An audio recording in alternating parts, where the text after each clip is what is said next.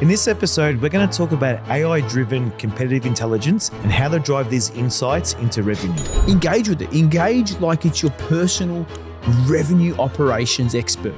Ask it questions about the data once you've put the data in. What's impacting a prospect from moving from point A to point B, point C into a short period of time? Any sort of legal or ethical boundaries you think might come into play here?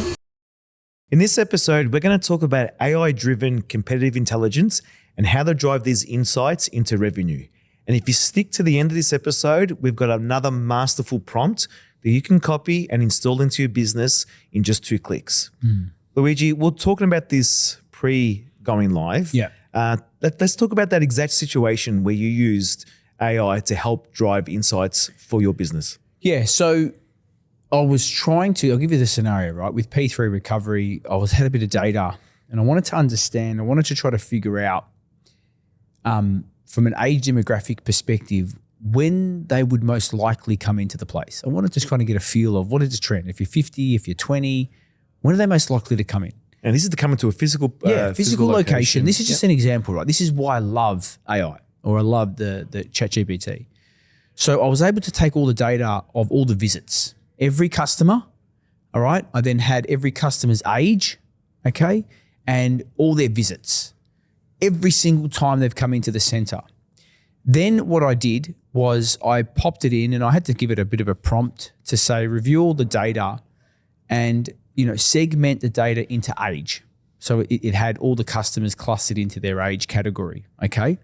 Then from there, I asked it to determine, based on all the data and visits, when is the most likely time that particular age profile would come in. And it provided me with a snapshot. And it showed me, based on all their history, all their attendance history, this is the most likely time they would attend. It was amazing. So I could see, because what it did, it put all the data, thousands upon thousands upon thousands of visits. It then gave me. And so that says, okay, well, if this person's most likely to come at X, I could then use some of that information from a marketing perspective, yeah? So that's point A. That was the first thing that I did with it. Let's go flip from that type of business where it's a physical location one, and let's go into the digital world. Yep. So I'm running a software company. I've got, X amount of revenue. Let's just call it 5 mil of ARR, and I've got around 50,000 free trial members. What could you do here with the data that I might be gathering? Well, you could essentially, if you've got trial members, and you know that in order for a trial member to move from trial to purchase, they need to be logging in at least X times.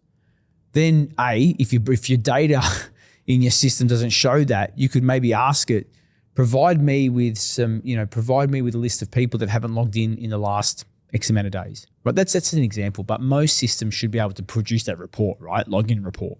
But in the event it doesn't, then you could ask it, or you could ask it some questions about, categorize my data into ICPs. Give it a snapshot of the ICPs based on firmographic data. So provide it with some of the information first, and then say, based on everything that's coming in, what percentage of these people match certain ICPs, right? Or cluster them into each ICP and give me a graph, because it gives you graphs. That's the other great thing about ChatGPT now. It's actually giving you graphs. And you could maybe ask it for the info or for the data so that you can produce a graph in maybe Canva or wherever you're creating your graphs, right? So again, the benefit to this is you're able to pop some information in there, ask it a question, and engage with it. Engage like it's your personal revenue operations expert, yeah? Ask it questions about the data once you've put the data in. What you could do, you could even maybe put data from your pipeline and ask questions about your pipeline, right? Tell me how long it's taking for, and I know your CRM would produce that data, like you can see time in stage, yeah, which is how much time is a deal staying in each stage. But then you can maybe ask the questions to say, hey, based on the time in stage, for the deals that are progressing quickly from stage 1 to B, how many touch points am I having with that? How many emails are being sent, right? You can ask it questions and understand like what is impacting a prospect's, what's impacting a prospect from moving from point A to point B to point C in a short period of time. Again, this is why I love these tools, because I can interact with it, Dave. Once I pop the data in there, I can start asking it questions and I can try to peel back exactly and get some insights from it, yeah? And then ask it, what could I do? What actions could I take to improve based on what the data is telling you? And you're not talking about using a whole plethora of tools. From what I've heard, you're just talking about one tool there. You extract the data out and pop it in. So what type of data are you extracting? Just, basically. Depending on the report, right? Like if it's pipeline activity or if it's you're looking at, obviously there's a few filters that you put in your report, and you can, when you pop it out of say HubSpot, it'll show you last date of activity, number of activities, email sent. So really depending on the filters that you pull out, but once you pull out the raw data and you throw it in, because you can just dump an Excel sheet or a CSV file into ChatGPT and ask it questions. It'll interpret the data for you. It's freaking fantastic. Any sort of legal or ethical boundaries you think might come into play here? Oh, that's a good question. Look, depending on, obviously there's privacy with the data, but if you're worried, you can anomalize the data as just well. Get rid of the contact name, the names, the business, and things like that. You can eliminate that if you need. If that's going to breach some of your privacy laws, get rid of the name, yeah. But have some of the other pieces of data that are important, right? But this is why I love the tool, because I can interact with it like it's an expert from an algorithm, from a reporting. I don't have that expertise, but it's there. This is my assistant. So I'm leveraging this assistant to help me understand and interpret my data, because data is great, right? Like whether you're a business owner or you're an individual contributor, you're looking at reports, you're getting the same reports, and you're like, great. But the big thing often, and I had this when I was a contributor, I'm a contributor now, but when I was, so the only thing that I did was sell, used to get the reports, you're like, well, that's great. But what do I do with these reports? Not often, we didn't always have the answers to what you do with the report. What does this report mean? Like, how can this report make me better? How can it help me speed up the sales cycle? How can I improve conversions? Pop the data out, ask it questions. Based on what you're seeing, where's a gap? What's something that I could do to speed up the sales process based on the data and based on some of the data points that you're interpreting? Ask it, right? It'll come back with some things, and then you can ask it again, and you can keep going deeper and deeper. So a couple of things I'll add to that is have a conversation with your AI tool of choice, whether it's ChatGPT, DeepSeek, whatever, and give it some context, right? Because then that will make the outputs that it gives you much more relevant. So you could say, we're struggling with customer acquisition. We're spending too much on paid media. Our message isn't resonating. There's a whole plethora of questions you can ask, right? Because what we want to do here is we want to get the right output. Correct. So it could be based on the data. If I use the location perspective, people are coming in the afternoon. Great. What messaging can we create Correct. now to put onto our website, to put onto our ads that promotes other times of the day or lean into the afternoon? But you've hit the nail on the head for something else, Dave, right? So this is great. So again, if you're recording your calls, for example, okay, you can transcribe those calls and you can get that information, pop it in and say, hey, based on all these calls, what are the most commonly asked now? There are tools like the Gong and all that have some reports in there. Inbuilt, yeah. But if you're using a basic one, you can pop it in and say, based on the conversations that we've had, what are the most commonly asked questions? What are some of the key concerns that people have when it comes to ABC? You pull that out, pop it in your marketing.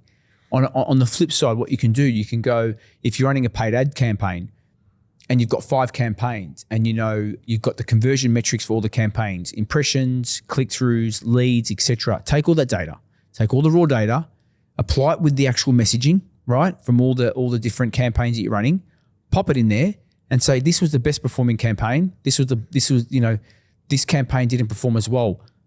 Provide me some insight into why you think it's performed better than this one, right? How do we improve it further? What are some things that we can do to attract X persona regarding Y? Like, start to interact with it and start having a conversation with it, Dave. And I think this is where a lot of people don't go deeper. Like, you've got to engage with it to help you. You've got to ask further questions. And it's incredible because what it'll then also do, it'll provide, would you like me to tell you X? So it actually starts responding back. I don't know if you've picked that up, but it'll really say, smart now. hey, this is what the data's saying. Would you like me to do this? It's then going the next level. So you're like, yes. And sometimes you're like, I didn't think of that. Yes. So now all of a sudden it's happening. Like it's starting to tell you what you should be looking at. Or if you don't know what you're looking at, ask the question. Based on the data, what should I be asking, right? What should I be looking for to help me improve X? Now that was some great takeaways there. And one of the main takeaways that we mentioned at the start of this episode is the AI prompt that's going to help you uncover how you can do this, but also give you some competitive advantages, right? And what I mean by that, I'm just going to go over the high level of this prompt. So it's going to ask you for your business name and things like that, the industry and who you serve. It's going to create an AI-driven competitive intelligence system for your business, right? So you're going to input your top 5 competitors, any sort of current competitive intelligence process you might have in place. If not, cool, this is going to be the framework for it. And then your win rate against competitors. So hopefully you got a bit of this information. If not, come up with your best hypothesis and your best gut instinct on what you've been doing to date. Then it's going to create your deliverables, right? And I'll give you the high level of the deliverables. It's going to give you an automated competitive data collection framework. So how do you collect this data? It's going to give you a competitive analysis model. So how you can compare yourself and outperform against your competitors. It's going to give you an actionable intelligence transformation system, right? Big word, but it's going to give you a battle card template on optimized sales effectiveness, detail on deal-specific competitive strategies. It's going to give you a competitive alert prioritization framework. These are really crazy good tools just to help keep you on the edge, on where you can keep pushing your business forward. Then it's going to give you an implementation blueprint, right? So how are you going to actually implement all these things? The roles you'll need within the business, the data flow architecture, the budget requirements, right? And then it's going to go through the measurement framework. And then obviously, like we touched on earlier, the ethical and legal compliance framework. So how you can deal with that. Then most importantly, it's going to give you the constraints, right? Because what I probably said earlier, you probably fell off your seat because it's probably thinking like you need to hire a team of 100. You can say it's only me implementing this and I can only put in 2 hours a week for the next month. So 8 hours, I want to implement a lightweight system.